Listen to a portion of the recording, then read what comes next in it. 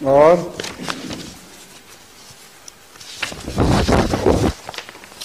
फरमाइए।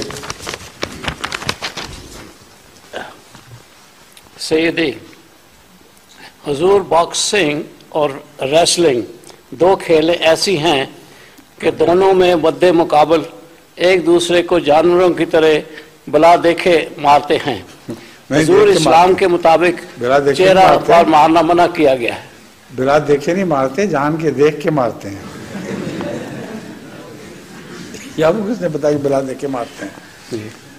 हर वक्त आंखें खुली होती हैं और निशाना लगा के मारते हैं। फिर हुजूर, इसकी रोशनी में क्या खेलें इस्लाम में जायज़ हैं? ऐसी खेलें जी जहाँ बगैर देखे मारा जाए वो भी और देख के मारने वाली भी पसंदीदा बात नहीं है।